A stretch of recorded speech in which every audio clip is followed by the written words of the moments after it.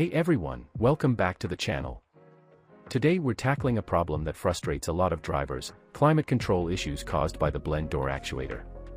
If your car's heater is blowing cold air in winter, or your AC refuses to cool in summer, chances are the blend door actuator is stuck or out of sync.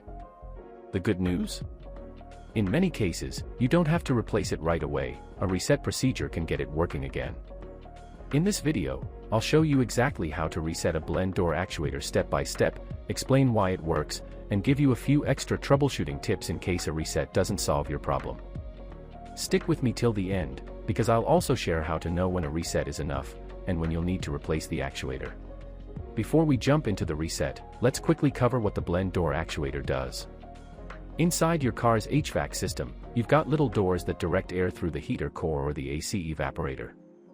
The blend door actuator is the small electric motor that moves those doors. When you adjust your temperature dial from hot to cold, the actuator turns and moves the blend door to control how much hot or cold air comes into the cabin. The problem is, sometimes the actuator loses its calibration. It forgets the exact open and closed positions. That's when you hear clicking sounds behind the dash, or your system gets stuck on hot or cold. Resetting it basically tells the actuator to relearn its limits so it can line up with your controls again. Now, how do you know you even need to reset it?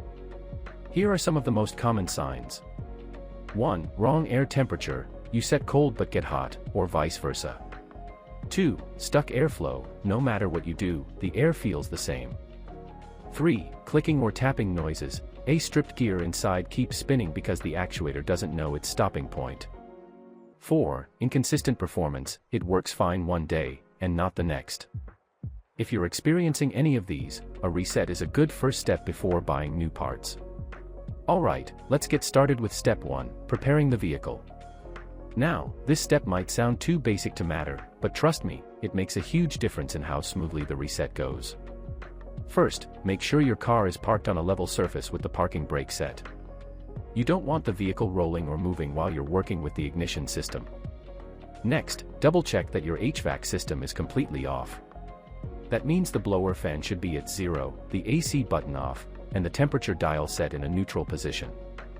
If the system is still running when you begin the reset, the actuator can get mixed signals and may not recalibrate correctly. I also recommend rolling down a window or keeping one of your doors open. Why? Because during some reset procedures, the car automatically locks or unlocks as part of the calibration cycle. The last thing you want is to accidentally lock your keys inside while you're halfway through. Here's another key point: switch off any electrical accessories that draw unnecessary power. That includes your headlights, radio, wipers, interior lights, and even your phone charger if you've got one plugged in. The reset process depends on a clean and stable electrical cycle, and extra loads can sometimes interfere with how the actuator communicates with the car's ECU. Finally, if your battery is already a little weak, this is the perfect time to hook up a battery maintainer or charger. The actuator needs consistent voltage during calibration, and a dying battery can cause the system to reset incorrectly or fail halfway through. So to recap this step: car in park, HVAC off, accessories off, and a stable battery. It might sound like overpreparing, but taking these precautions sets you up for a smooth and successful reset. Step 2 is all about disconnecting the battery, and while it's optional, I strongly recommend it for the most reliable reset. Here's why: some cars can reset the blend door actuator just by cycling the ignition or running the HVAC calibration sequence. But in many vehicles, the system holds on to stored memory. Disconnecting the battery wipes that memory clean and forces the actuator to relearn its position from scratch. It's like giving the HVAC system a hard reboot. Now, here's how to do it safely. First, make sure the car is turned off and the keys are out of the ignition. Safety always comes first. Locate the negative battery terminal, that's usually the black cable with a minus sign. Loosen it with a wrench and carefully lift it off the post. Be sure not to touch the positive terminal with your wrench at the same time, because that could cause a short. Once the cable is disconnected, wait at least 5 to 10 minutes. This gives time for any residual power in the system to drain away. Pro tip: while you're waiting, turn the ignition key to the on position and press the brake pedal a few times. That helps discharge any leftover electricity hiding in the modules and ensures a true reset. Think of this step like clearing the RAM on a computer. When you reconnect the battery, the HVAC module won't rely on old data, it'll have no choice but to start fresh and run a full calibration cycle. This simple step can save you from repeating the reset later, so it's well worth doing if you've got a few minutes and a basic wrench handy. Step 3. Reconnect and start calibration. Start by carefully sliding the negative battery cable back onto the terminal. Tighten it snugly, not overly tight, but enough that it won't wiggle loose. A poor connection here can cause electrical glitches and ruin the reset. Once that's secure, get into the driver's seat and turn the ignition key to the on position. Important note here, don't actually start the engine yet. We just want the electronics powered up. At this stage, do not touch the HVAC controls. Leave the climate system completely off. No fan speed, no temperature adjustments, nothing. The actuator needs a quiet environment to run through its own internal calibration, and if you interfere, you can throw it off. Now, here's where the magic happens. Over the next 60 to 120 seconds, the actuator will start moving internally. You might hear faint clicks, whirs, or small movements coming from behind the dash. That's perfectly normal, it's the actuator cycling through its full range of motion and relearning where fully hot and fully cold positions are. During this time, resist the temptation to touch the controls or shut the car off. Just sit back and let the system do its thing. Think of it like the HVAC system stretching after a nap, it's going through all its positions to get back in sync with the control module. After a couple of minutes, the system should be fully calibrated and ready for the next step. Step 4. Run a full cycle of temperatures. Here's how you do it. Start the engine and let it idle. This ensures you've got steady voltage coming from the alternator, which helps the actuator respond properly. Next, take your temperature control and slowly move it from full cold all the way to full hot. Don't rush, give the actuator a few seconds to travel across its entire range. You should actually be able to feel the air temperature changing as the blend door moves. Once you've reached the hot side, pause for 3 to 5 seconds. Then, slowly turn it back down to full cold, again pausing briefly at the end. What you're doing here is confirming that the actuator can now find its proper stopping points at both ends of the cycle. It's basically like showing it, this is cold, this is hot, and everything in between. Pay close attention while you do this. If the reset worked, you should feel the air transition smoothly from cold to warm and back again. No sudden jumps, no dead spots, and ideally no clicking sounds. If you still notice uneven airflow, stuck positions, or strange noises, don't panic. Sometimes it takes 2 or 3 cycles for the actuator to fully synchronize with the HVAC module. Just repeat the process slowly until the movement feels consistent. Alright, step 5 is an optional but powerful extra step, performing a full HVAC control module reset. Why do this? Well, the blend door actuator is only one piece of the puzzle. Your vehicle may have other actuators, like mode door actuators that direct air to the floor, vents, or defrost, and recirculation door actuators that switch between fresh and cabin air. If one of those is out of sync, it can confuse the system. Resetting the HVAC control module forces the entire climate system to recalibrate, not just the blend door. Now, the process depends on your make and model, but here are the most common reset methods. On some vehicles, you press and hold the AC and recirculation buttons together for about 10 seconds until the panel lights flash. Others use the defrost plus power buttons or even a 3-button combo like auto plus AC plus off. When you do it correctly, you'll usually see the lights on your climate control panel blink or hear the doors cycling behind the dash.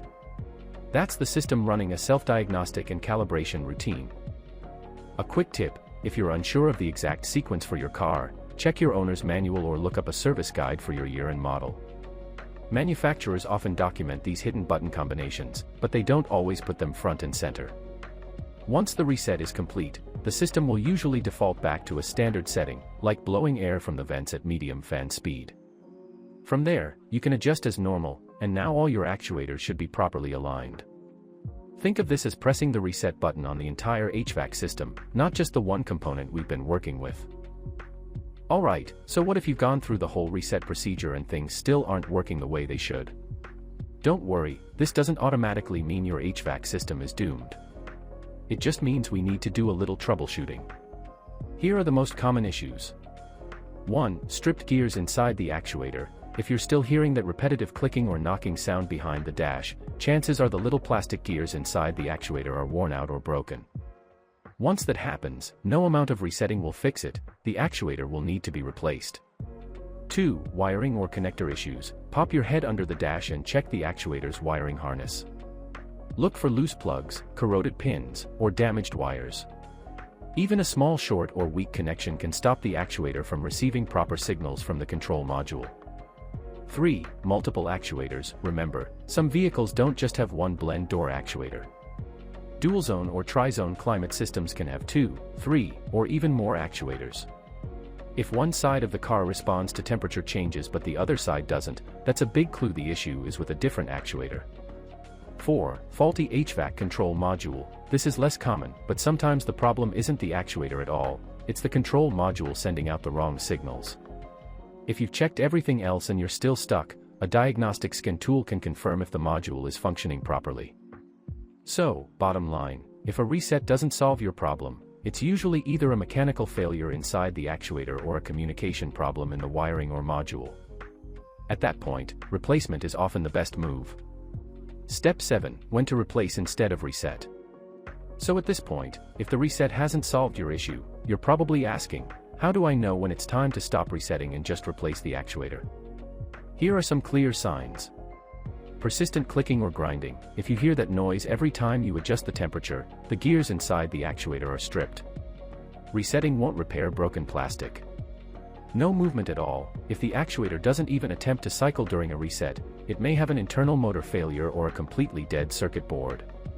Problem keeps coming back. If you've reset it 2 or 3 times and the issue keeps returning, the actuator is likely failing and will only get worse. One side of dual zone is dead. In cars with multiple actuators, if the driver's side works but the passenger's side is stuck, that specific actuator probably needs replacement. The good news? Blend door actuators are usually affordable, typically in the $30 to $70 range, and many vehicles have them mounted in relatively accessible spots under the dash. With just a basic socket set and a little patience, you can often swap one out in under an hour. So, while a reset is a great first step, don't be afraid to move on to replacement if your symptoms match what I just described. In the long run, it'll save you frustration and keep your HVAC system working the way it should. And there you have it, that's exactly how to reset a blend door actuator and get your heating and cooling system back on track. Let's do a quick recap. First, prepare the vehicle by shutting everything down and protecting your battery. Second, disconnect the battery for a clean slate, then reconnect it. Third, let the actuator run its self-calibration with the ignition on. Fourth, cycle through hot and cold slowly to teach the actuator its range. Fifth, if needed, perform a full HVAC module reset to recalibrate the entire system. Sixth, troubleshoot if the reset doesn't solve the issue. And finally, know when it's time to replace the actuator instead of just resetting it. If everything went smoothly, you should now have full control over your cabin temperature again, no more being stuck with ice-cold air in the winter or blazing heat in the summer. The best part? You just saved yourself a trip to the mechanic and possibly a hefty labor bill. A lot of people assume climate control issues are complicated, but as you've seen, sometimes it's just a matter of recalibration. If you found this video helpful, hit that like button, it really helps support the channel. Don't forget to subscribe for more car repair guides and troubleshooting tips, and ring that bell so you never miss a video. And I'd love to hear from you. Drop a comment below if you've tried this reset on your own vehicle. Did it fix the problem, or did you end up replacing the actuator? Your experience could help someone else watching. Thanks so much for tuning in. Drive safe, stay comfortable, and I'll see you in the next video.